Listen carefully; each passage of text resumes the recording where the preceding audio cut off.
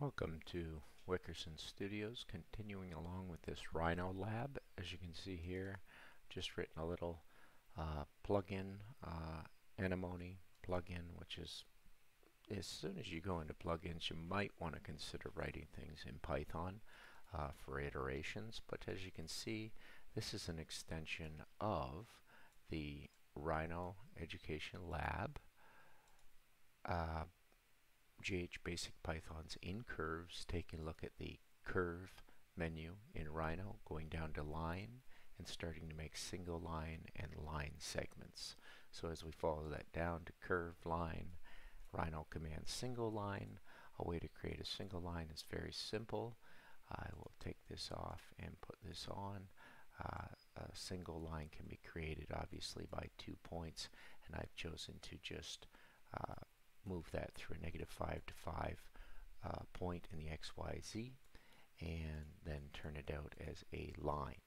And that's not too exciting. You end up with a line on your page. That couldn't be any simpler than going in here, hitting line, single line, and generating a line on your page. So that's the start. But if you take that line and with a little bit of iteration, I brought it in over here. I've stepped it through an ANEMONE plugin, which is pretty simple right here, and I will just generate it over to here, and you can see that you get this pretty interesting loop that I'm basically producing line segments. So let's take off this and preview off, and you'll see that I'm basically just creating a creative line that is runnable every time I change it. So as I move this polyline, that original curve, you see that I'm getting all these different kind of wild designs as I go, opening up a helix.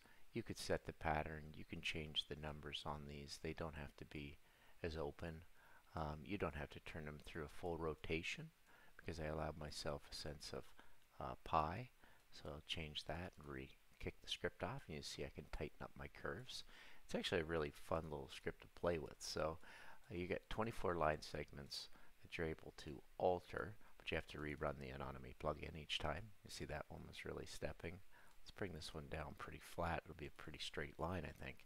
There we go. You get a really nice subtle curve when you start doing things like that. And then anytime you run your initial point line again, you start changing and drawing that curve differently.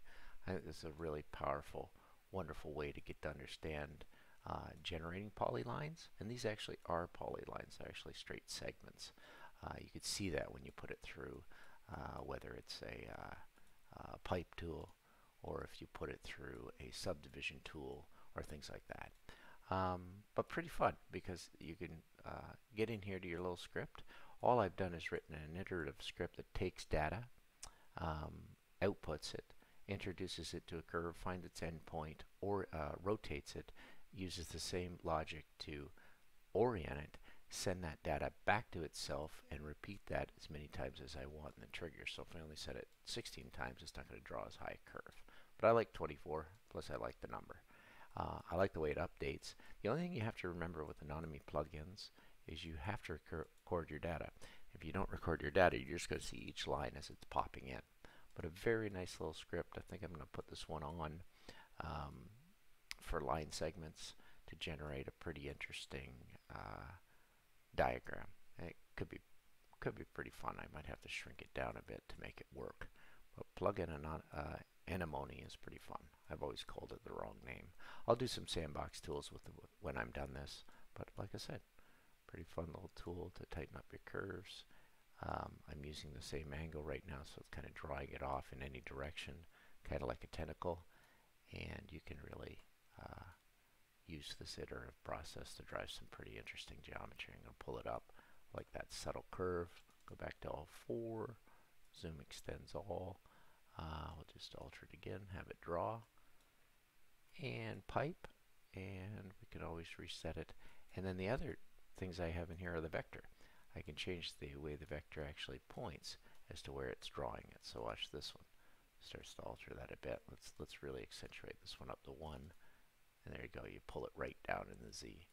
And if I put it flat at Y, obviously it's going to kind of state of that curve coming across here.